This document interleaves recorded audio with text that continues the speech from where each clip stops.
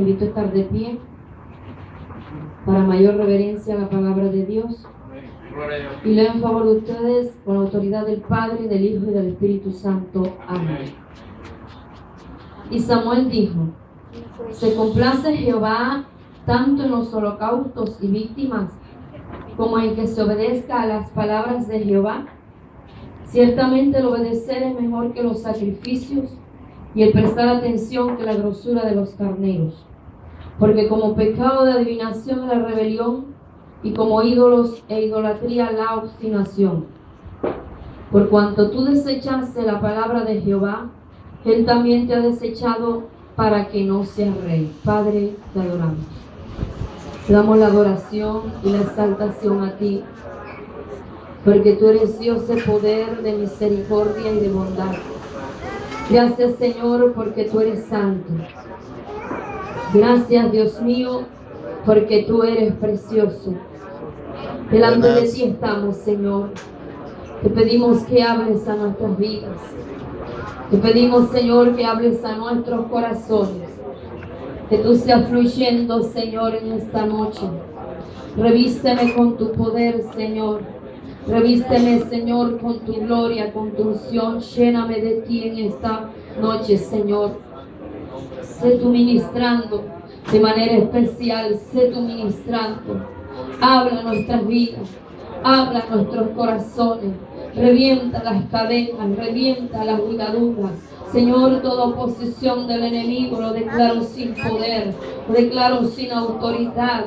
Todo lo que el enemigo quiera producir en esta noche, Señor, lo declaro sin autoridad y te pido que ángeles guerreros estén alrededor mío, Dios mío, alrededor de cada hermano, de cada hermana, alrededor de este lugar, Dios mío, custodiando este lugar, Dios, en nuestras vidas. Te pedimos, Señor, que tu presencia sea ministrando, Señor, y esté tú hablando a nuestros corazones. En el nombre poderoso de Jesucristo te lo pedimos y te damos las gracias.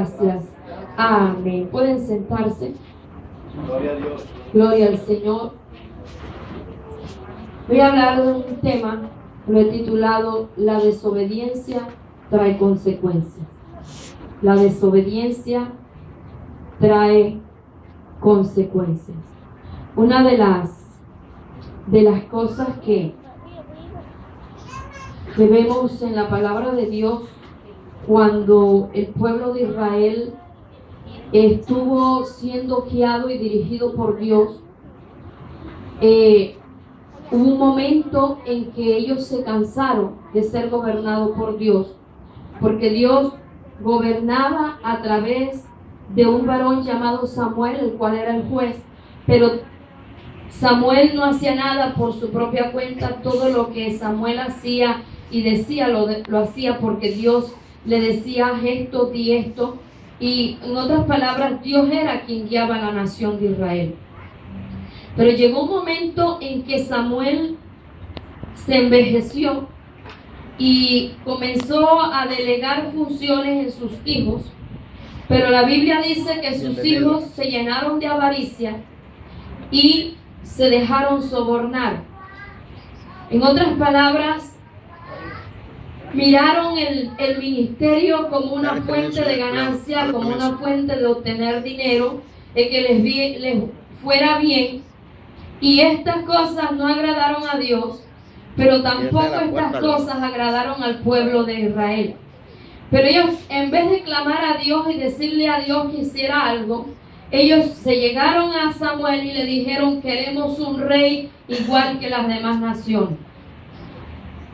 Ellos pensaron que las demás naciones les estaba yendo súper bien, o querían ser igual, porque muchas veces el que nosotros seamos diferentes como que a uno mismo le causa incomodidad y se siente como si uno fuera un bicho raro, aunque uno sepa que lo que está haciendo está dentro de la voluntad de Dios.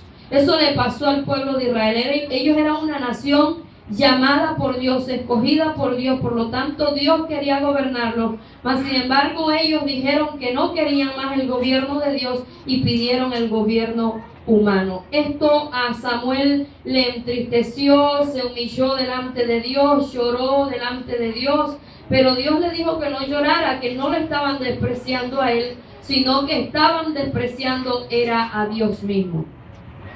Cabe decir, hermanos, que en mucha parte tuvo aquí Samuel responsabilidad, porque Samuel se dedicó a trabajar, a cumplir un ministerio en el pueblo de Israel. Mas por lo que se ve, no le dedicó tiempo a sus hijos, no le habló con claridad las cosas a sus hijos, porque tuvo también, cuando ellos comenzaron a hacer un mal manejo del ministerio, el pueblo de Israel fueron los que se movieron a ver qué era lo que estaba pasando, a tomar decisiones, y Samuel no hizo nada en el momento. Porque no se ve aquí en la Biblia que Samuel les llama la atención tampoco. Entonces, debido a esto, el pueblo de Israel dijeron, no, mejor nos va igual que las demás naciones. Dios le dice al pueblo de Israel, reúne al pueblo y explícale todo lo que acontecerá si un hombre es el que los gobierna. La Biblia habla que comenzaría ese hombre a pedirle diezmo de todo lo que ellos hacían, a gobernar y a mandar sobre sus hijos, sobre sus hijas, los harían esclavos, algunos los pondrían a cocinar, a sus hijas las pondrían a cocinar, en fin, harían todo lo que ese rey les dijera, pero palabras más, palabras menos, iban a ser esclavos de ese rey.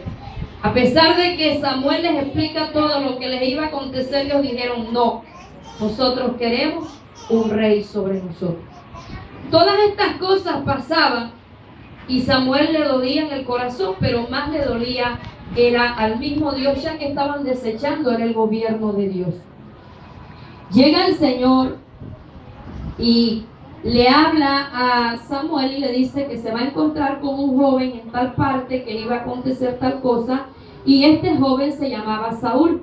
La Biblia habla que al papá de Saúl se le perdieron unas asnas y él se fue con un siervo a irlas a buscar, y cuando no las encontraron le dijeron que por ahí mismito vivía un vidente, un profeta de Dios, el cual le podría decir dónde estaban aquellas asnas.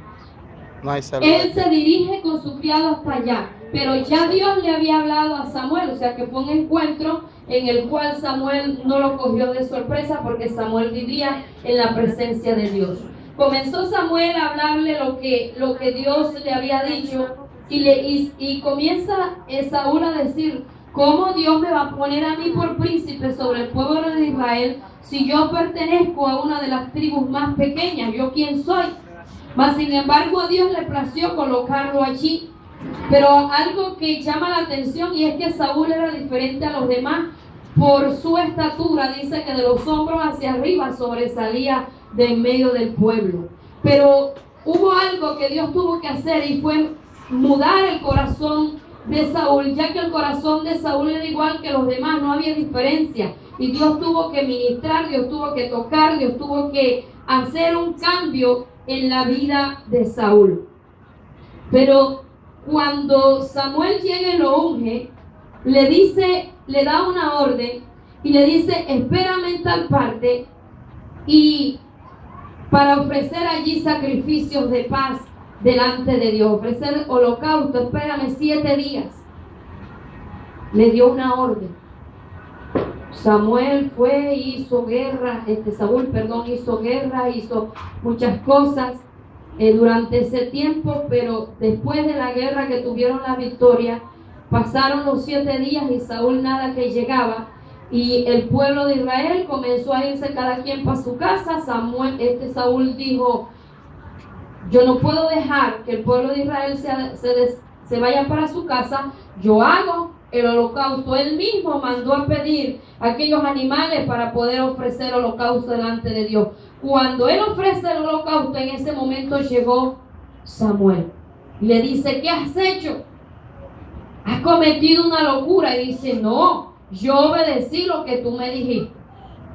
Mire, había desobedecido a Dios, mas sin embargo él se justifica y le dice, yo obedecí, yo esperé esos 7 días que tú me dijiste que esperara, mas sin embargo el pueblo hizo que yo hiciera el holocausto. Se dejó manipular, se dejó llevar Porque algo que debe tener el corazón de un hombre y una mujer de Dios es carácter.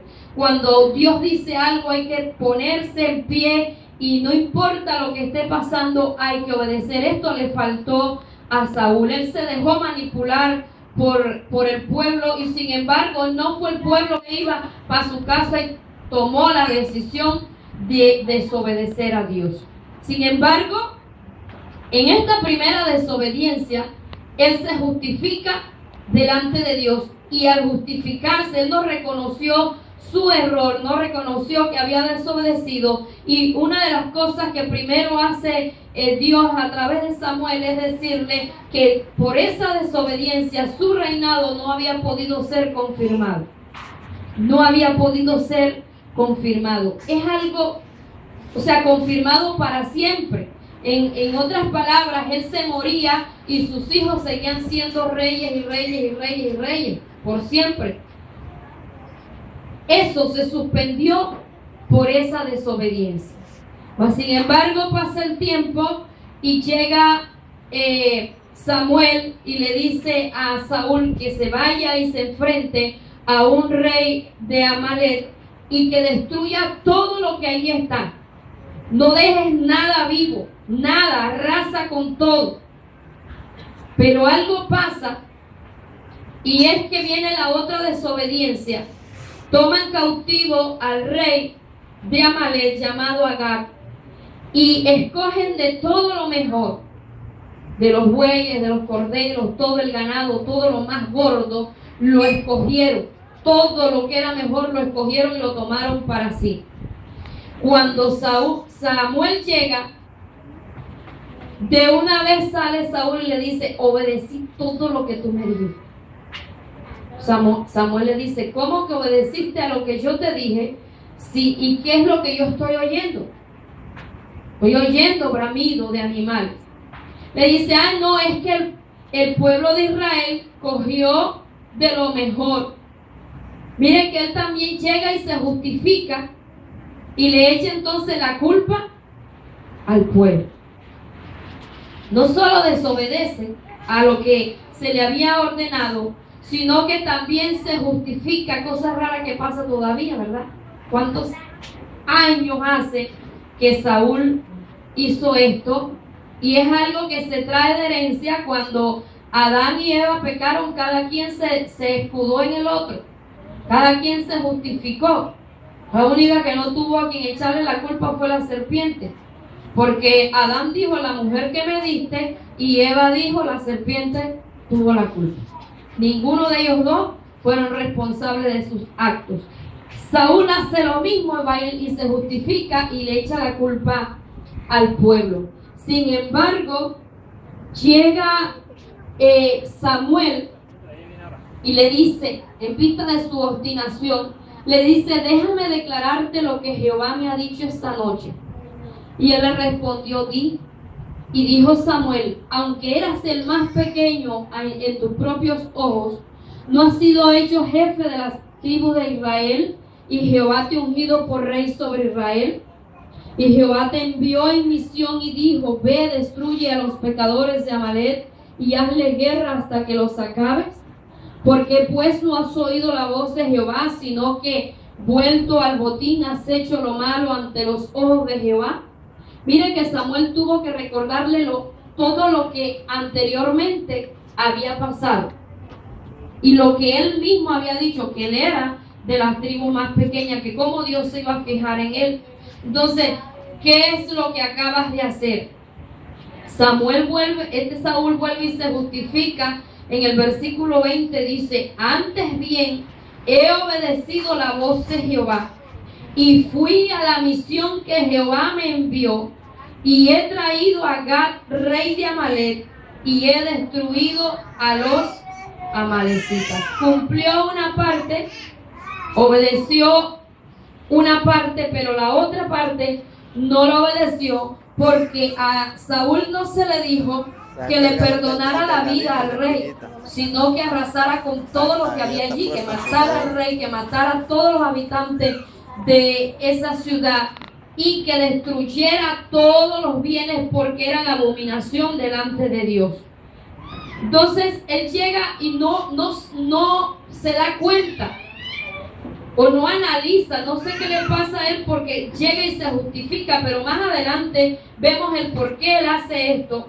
Y dice más, el pueblo tomó el botín, ovejas y vacas y primicias del anatema para ofrecer sacrificio a Jehová tu Dios en Gilgal.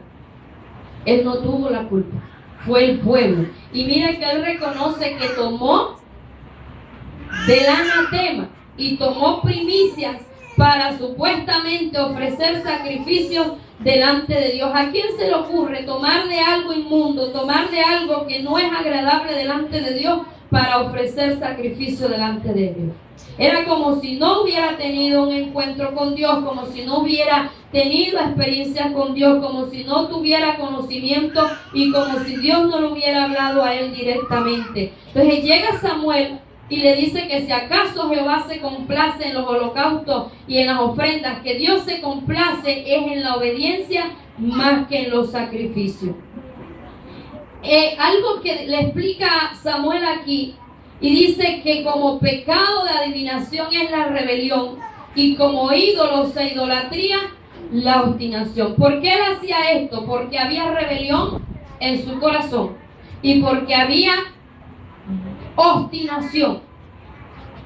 Dos cosas fundamentales que tenía todavía Saúl en su corazón, que lo llevaron a hacer cosas que a Dios no le agradaban, que lo llevaron a tomar decisiones que a Dios no le agradaban, decisiones propias, decisiones que Dios le había dicho que no hiciera. Cuando Dios manda algo hay que obedecer y listo, aunque a nosotros nos parezca algo bueno, nos parezca correcto, nos parezca algo justo, cuando Dios dice no, es no. Pero Saúl aún así se retracta y continúa adelante su alegato. Tuvo Samuel que detallar y decirle las cosas con claridad. A veces uno le explica a un hermano una cosa y él se justifica, entonces toca a veces como que hacerle muñequitos de plastilina para que pueda entender hasta dónde ha sido su error. Esto fue lo que le tocó hacer Samuel con Saúl. En el versículo 24 es donde él llega a reconocer, dice: yo he pecado, pues he quebrantado el mandamiento de Jehová y tus palabras, porque temía al pueblo y consentía la voz de ellos. Ahí es donde él reconoce que se dejó manipular por miedo al pueblo de Israel y consentía la voz de ellos. Perdona ahora pues ahora mi pecado. Pero algo que también le dice Saúl a Samuel, cuando Samuel decide irse de ahí, le dice: ay, por favor, no te vayas, ve conmigo y hónrame asistiendo nuevamente a ofrecer holocausto delante de Dios. Para él, aunque había desobedecido y no merecía estar al lado de ese profeta tan grande, tan poderoso delante de Dios, él se sentía que debía ser honrado por causa de ser rey. A pesar de su desobediencia, aquel varón que sí había sido obediente delante de Dios tenía que honrar al desobediente. Hoy día pasa lo mismo, hermano. Hoy día pasa lo mismo. La gente quiere hacer, quiere deshacer, y hoy día mucho pueblo de Dios pretende, siendo desobediente, que los pastores son los que anden detrás de ellos. Ay, manito, ¿dónde te pongo? ¿Dónde te pongo? ¿Dónde te pongo? Ven, no te incomodes, cuidado, te ofendes. Uy, no. El pastor es el que tiene que mirar cómo pisa, mirar cómo habla, mirar que el hermano no salga ofendido a pesar de su desobediencia. Y fue tanto su obstinación que llega y se agarra del manto de Samuel y se rasga el Samuel. Y le dice Samuel: así mismo ha sido rasgado tu reinado delante de Dios. Se acabó todo. El respaldo de Dios se terminó. El respaldo sobre la vida de Saúl para ser rey solamente demoró 2 años. 2 años en las que hubieron 2 mandatos, pero fueron 2 desobediencias.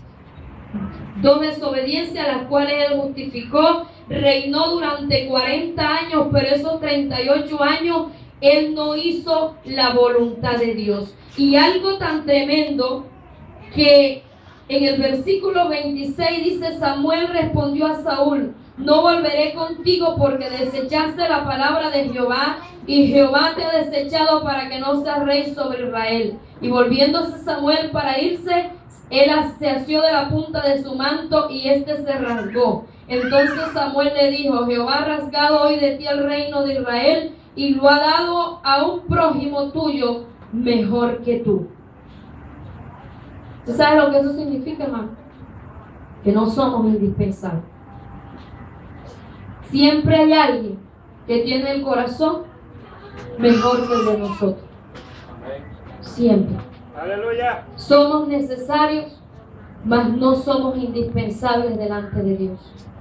Cuando nosotros nos hacemos los importantes, nos hacemos los rogados para servir y obedecer a Dios, Dios es poderoso para levantar gente mejor que nosotros.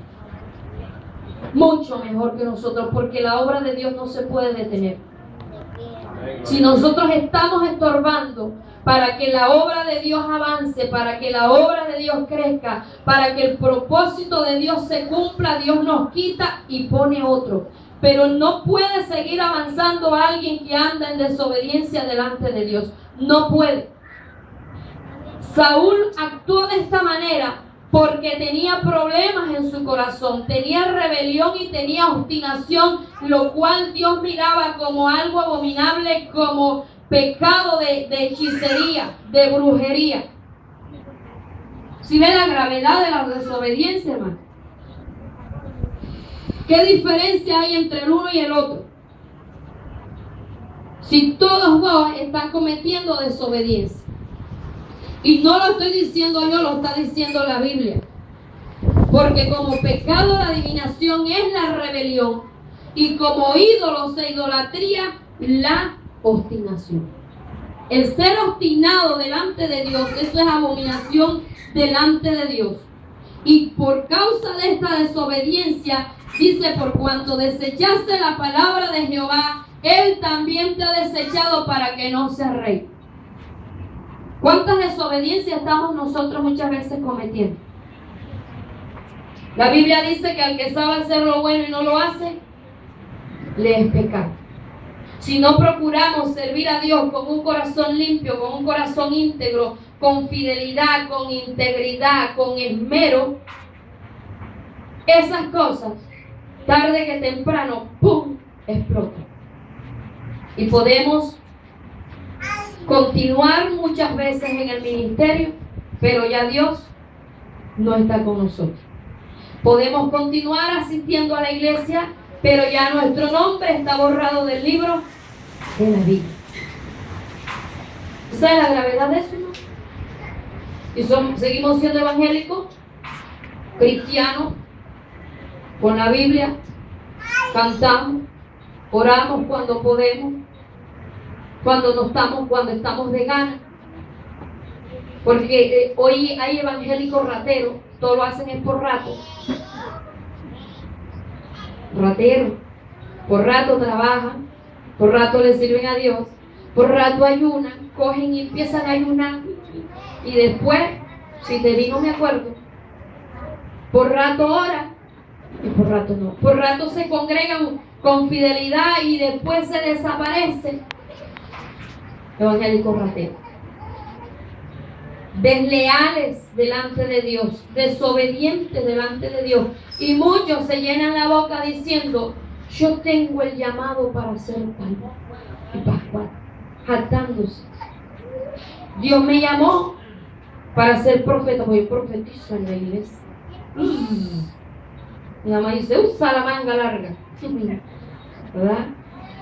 Yo predico, pero es que ¿sabe qué pasa? Yo tengo un ministerio grande porque Dios me dijo que yo tenía un ministerio grande, pero el pastor me tiene sentado en la silla. Porque es que los pastores a todos le ponen pero, por culpa de ellos estoy ahí. Es que estoy pensando a ver dónde me ubico. donde de verdad me necesitan, porque es que por culpa de los pastores yo no hago nada en la iglesia. ¿Será de verdad eso, hermano? ¿Será eso cierto? Yo les pregunto si no estamos haciendo lo mismo que hizo Saúl. Saúl hizo mitad bien y la otra mitad la hizo mal. La mitad bien porque mató lo que a él le pareció, pero dejó vivo también lo que le pareció. Desechamos lo que nos parece, pero atesoramos lo que vemos que es bien y correcto, aunque la Biblia esté en contra de aquellas cosas. Es necesario, hermanos, que miremos cómo nos comportamos, qué hacemos, cómo vivimos, porque toda desobediencia trae consecuencias. Toda desobediencia. Y podemos estar en los caminos del Señor, pero sin el respaldo de Dios, habiendo sido desechados. Este hombre se humilló delante de Dios a su manera, pidió perdón a su manera, y luego vemos las consecuencias. Este hombre comenzó a salir a flote, su celo, su envidia, comenzó a perseguir al varón que Dios había escogido como sucesor de él. Fue su enemigo, mejor dicho, lo buscaba hasta debajo de las piedras. Actuó fuera de la voluntad de Dios porque había cizaña en su corazón. Y es necesario que nosotros nos examinemos qué hacemos y cómo lo estamos haciendo, porque el hecho no es venir a la iglesia, el hecho no es venir a un ayuno, el hecho no es orar, el hecho es cómo lo estoy haciendo, si lo estoy haciendo de la manera que a Dios le agrada. Porque podemos estar hablando supuestamente con Dios, pero Dios no está escuchando porque Él está viendo que nuestra decisión o nuestro anhelo no es precisamente estar ahí, sino estar haciendo otra cosa y nos sentimos obligados a estar ahí. Venimos a la iglesia y decimos, uy, ¿a qué hora se irá a acabar el culto? Porque es que ese culto sí está largo. Necesito ir a hacer esto, necesito ir a hacer lo otro, necesito ir a pasear, necesito ir al restaurante, necesito, porque muchas veces menospreciamos la presencia de Dios, la comunión con Dios, la intimidad con Dios. Y es cierto que nosotros muchas veces oramos en nuestra casa y tenemos intimidad y tenemos relación con Dios allí en el secreto con Dios, pero hay algo que Dios pide y es que nosotros nos unamos también en oración, nos unamos para alabarle, nos unamos para alimentarnos espiritualmente. Es un mandato de Dios estar en la casa de Él, pero hay que mirar de qué manera lo estamos haciendo.